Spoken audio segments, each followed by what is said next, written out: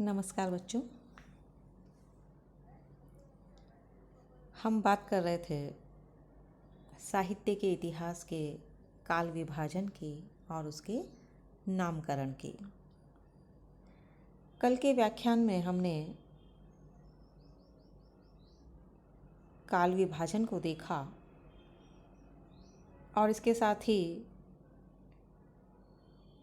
हिंदी साहित्य के प्रारंभिक काल के नामकरण पर भी बात की, जिसे हमने देखा कि कुछ विद्वानों ने उसे प्रारंभिक काल कहा, किसी ने आदिकाल और किसी ने वीरगाथा काल, और तीनों ही नाम तर्क संगत माने गए और प्रचलन में भी रहे। आज हम बात करेंगे भक्ति काल, रीति काल और आधुनिक काल के नामकरण की। तो बच्चों, जिस प्रकार समय अबाध गति से निरंतर प्रवाहमान रहता है, ठीक उसी प्रकार साहित्यिक परंपराएं और उसकी प्रवृत्तियां भी निरंतर गतिशील रहती है।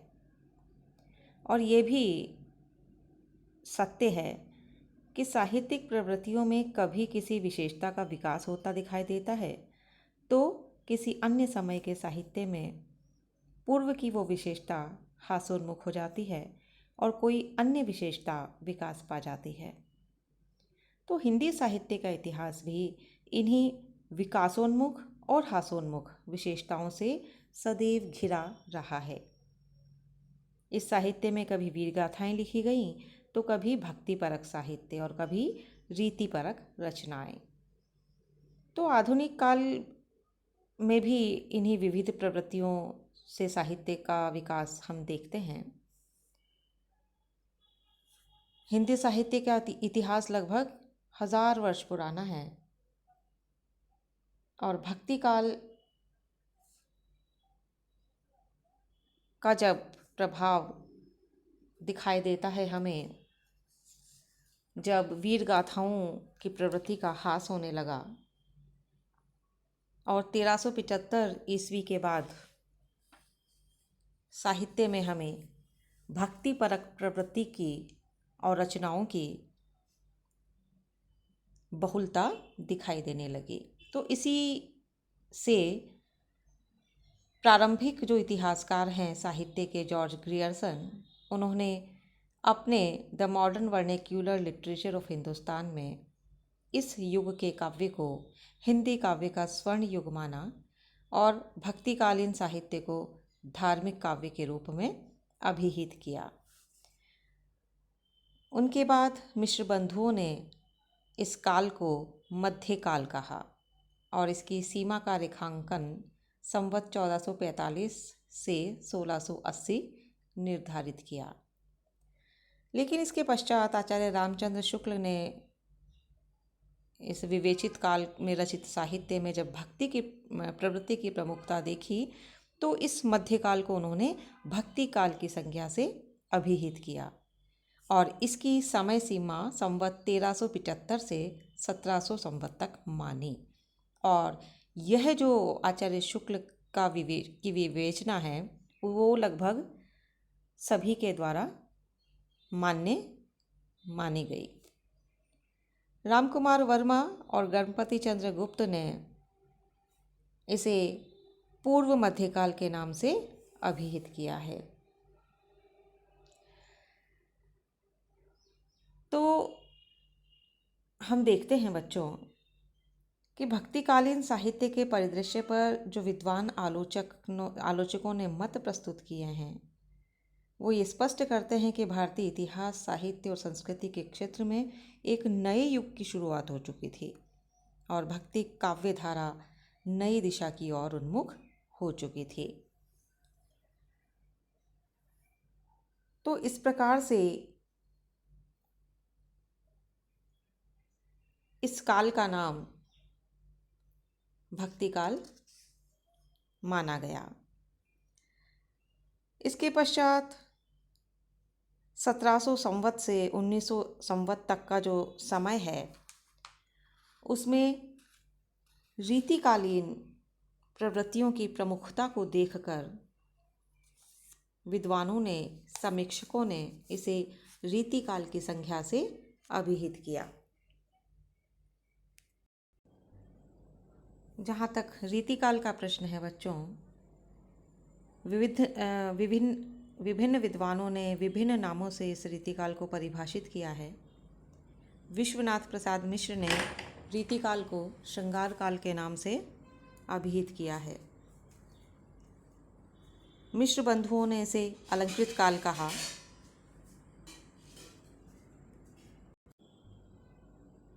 आचार्य रामचंद्र शुक्ल इसे रीतिकाल के नाम से बुलाते हैं। कुछ आलोचक मध्यकाल को दो भागों में विभाजित करते हैं, उसे पूर्व मध्यकाल और उत्तर मध्यकाल कहते हैं। पंडित रामशंकर शुक्ल इस काल को कला काल का नाम देते हैं, क्योंकि उनके अनुसार काल की वृत्तियों में कलात्मकता की प्रवृत्ति, साज सज्जा, अलंकरण आदि की प्रवृत्तियां दिखाई देती हैं।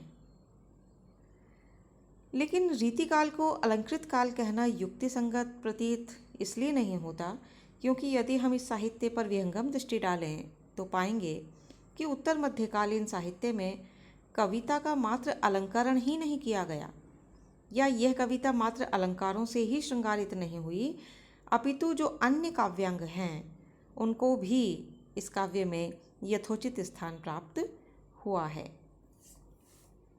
और जहाँ तक श्रृंगार काल कहे जाने का प्रश्न है, तो इस युग के कवियों में व्यापक रूप से श्रृंगार की प्रवृत्ति देखी जाती है।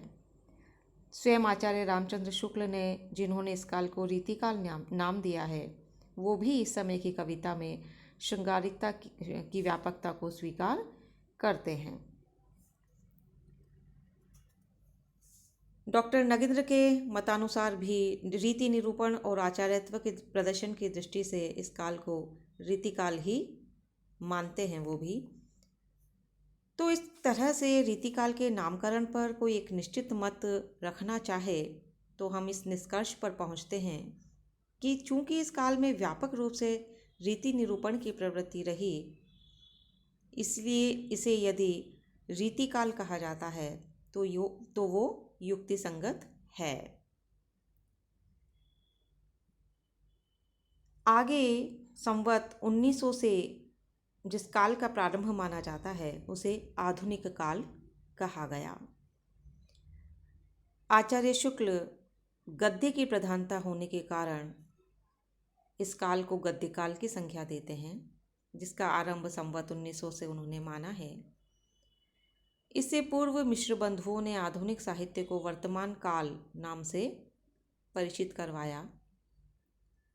हालांकि मिश्र बंधुओं का ये विभाजन और नामकरण सुनिश्चित आधार के अभाव में आगे मान्य नहीं हुआ।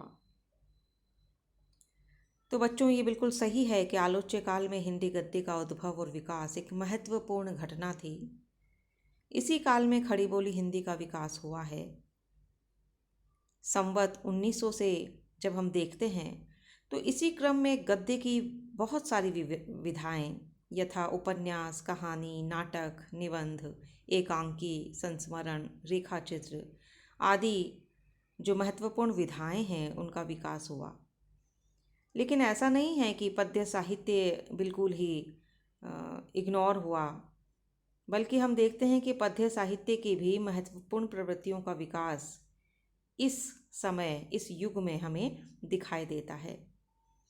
अतः अन्य अनेक प्रवृत्तियों से युक्त इस साहित्य कालखंड को विद्वानों ने गद्य काल नहीं माना और उसे आधुनिक काल मानना ही युक्ति संगत प्रतीत होता है। साहित्य का इतिहास और आधुनिक साहित्य दोनों निरंतर गतिशील हैं। नामकरण के आधार पर परिवर्तन मिल रहे थे। आधुनिक काल जिस नाम को आलोचकों ने भी मान्यता दी, अब प्रवृत्तियों, साहित्यकारों और आंदोलनों के नाम से भी जाना जाता है, जैसे भारतेंदु युग, द्विवेदी युग, छायावादी युग, प्रयोगवादी युग, प्रेमचंद युग, प्रसाद युग, ये सारे जो नाम हैं वो आधुनिक काल के अलग अलग कालखंडों के लिए प्रचलित हैं। तो इस तरह से बच्चों, जो आधुनिक काल का साहित्य है वो आधुनिकता की प्रवृत्तियों से संयुक्त होकर और इस नाम को सार्थक साबित करता है। इस तरह से हमने देखा बच्चों की अलग अलग कालखंडों का समय निर्धारण और उनका नामकरण अलग अलग विद्वानों ने किया, और उनमें जो सर्व प्रचलित और सर्वमान्य नामकरण हुए, काल विभाजन हुआ, उसको भी हमने देखा। तो इस तरह से आदिकाल, मध्यकाल, रीतिकाल और आधुनिक काल, ये जो नामकरण हैं वो लगभग सभी समीक्षकों के द्वारा बाद में स्वीकार किए गए, और यह नाम जो है वो बहुप्रचलित और मान्य है। अब हम बात करते हैं आदिकालीन साहित्य जब लिखा गया उस समय की जो राजनीतिक परिस्थितियाँ थी, धार्मिक स्थितियाँ थी, सामाजिक स्थिति थी, तो ये सारी जो स्थितियाँ थीं उन्होंने साहित्य के वातावरण को निर्मित करने में किस प्रकार से अपनी भूमिका अदा की, किस तरह से उसे प्रभावित किया, वो जब हम इन स्थितियों का मूल्यांकन करेंगे, विवेचना करेंगे, तो हम समझ पाएंगे। सबसे पहले हम बात करते हैं राजनीतिक परिस्थितियों की। तो आदिकाल का जो समय था वो भारतीय इतिहास में राजनीतिक दृष्टि से अगर हम देखें तो बहुत ही अशांत, अव्यवस्थित और गृह कलह से संयुक्त समय था। सारा का सारा उत्तर भारत विकेंद्रित था। 7वीं सदी के उत्तरार्ध में हर्षवर्धन के बाद ऐसा कोई शक्तिशाली सम्राट हुआ नहीं जो देश की बागडोर को संभाल सके। मालवा के पवार, ग्वालियर में कछवाहा, महोबा में चंदेल, दिल्ली में चौहान, कन्नौज में राठौड़, गुजरात में सोलंकी, ये सभी वंश के क्षत्रिय शासन कर रहे थे उस समय, और सभी सामंतों शासकों के जो संबंध थे बड़े ही कलहपूर्ण थे। युद्ध करना इन्हें अनिवार्य लगता था। 9वीं और 10वीं शताब्दी की जब हम बात करते हैं तो हम देखते हैं कि मिहिर भोज ने डगमगाती राजसत्ता की बागडोर को फिर से संभाली, लेकिन महमूद गजनवी के आक्रमणों के कारण बाद में भारत की राजनीतिक स्थिति बहुत ही खराब हो गई। मोहम्मद गोरी ने तुर्कों को पराजित कर भारत जीतने का निश्चय कर लिया था, और इसके बाद जब हम देखते हैं कि भारत विभिन्न हिस्सों में बटा हुआ था जिसमें एकता के सूत्र नहीं थे, और ऐसे में अजमेर के शक्तिशाली राजा पृथ्वीराज चौहान ने गोरी के आक्रमण को रोकना उचित नहीं समझा, बल्कि जुझोती के राज्य पर आक्रमण किया। तो दो देशीय शक्तियां आपस में युद्ध करती रही और दिल्ली में तुर्क सल्तनत की स्थापना हो गई। मातृभूमि प्रेमी वीर स्वाभिमानी हिंदू राजा व्यापक राष्ट्रीय हित की उपेक्षा करने लगे। तो इस तरह से मातृभूमि के प्रति बलिदान होने की जो महान भावना है उसके औचित्य पर भी इस समय प्रश्न चिन्ह लगा हुआ था।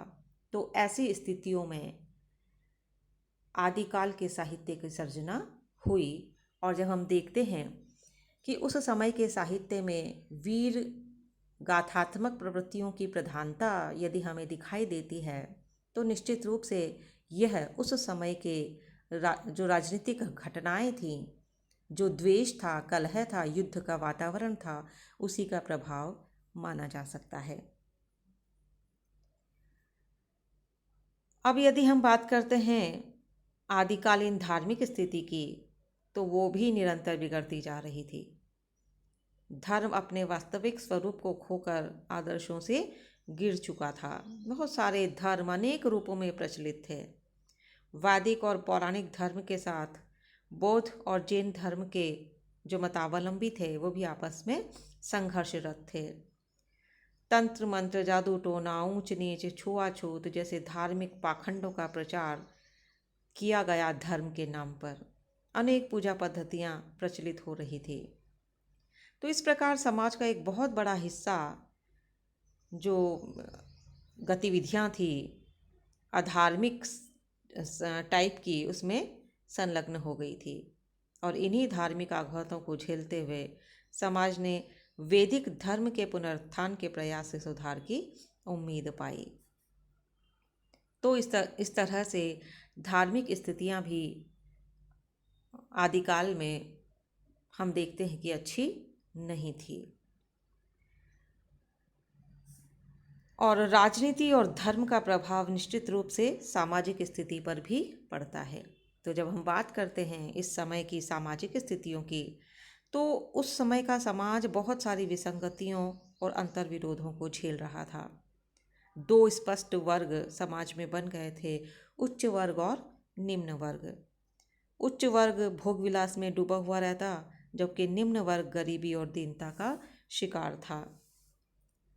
श्रेष्ठता का आधार कर्म नहीं बल्कि जाति था।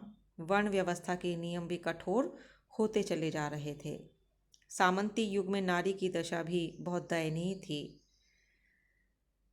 ऐसी मान्यता थी कि नारी पुरुष की भोग्या होने के साथ ही उत्सर्ग की वेदी पर अपना सर्वस्व बलिदान करने के लिए बनी है। तो इस तरह से बच्चों, बहुपत्नी प्रथा, स्वयंवर, जोहर, ये उस समय की जो प्रचलित मान्यताएं थी, वो उस समय के समाज की पतनोन्मुख जो स्थितियां थी उनकी ओर इंगित करती है। हिंदू और मुस्लिम संस्कृतियों के इस काल में सूफी मत का भी उदय हो चुका था। यद्यपि दोनों जातियों का परस्पर विश्वास संदिग्ध था, फिर भी भारतीय ललित कलाओं पर मुस्लिम संस्कृति का रंग चढ़ता जा रहा था। और इन्हीं सारी परिस्थितियों के बीच बच्चों आदिकाल के साहित्य की रचना हुई। और निश्चित रूप से इन सारी परिस्थितियों का प्रभाव हमें आदिकालीन साहित्य पर दिखाई देता है, क्योंकि हम सब जानते हैं, मानते हैं, समझते हैं कि साहित्य समाज का दर्पण होता है। जो समाज में चल रहा होता है उसी की अभिव्यक्ति हमें साहित्य में भी मिलती है। और समाज पर निश्चित रूप से राजनीतिक स्थितियों का और धार्मिक स्थितियों का प्रभाव पड़ता है। तो इस तरह से सभी आपस में एक दूसरे से प्रभावित और संयुक्त दिखाई देते हैं। तो इन सब चीज़ों को ध्यान में रखते हुए अगर हम आदिकालीन साहित्य की समीक्षा करते हैं, विवेचना करते हैं, पढ़ते हैं, अध्ययन करते हैं, तो हम उसे ज़्यादा अच्छी तरह से समझ पाएंगे। आज के लिए बस इतना ही। धन्यवाद।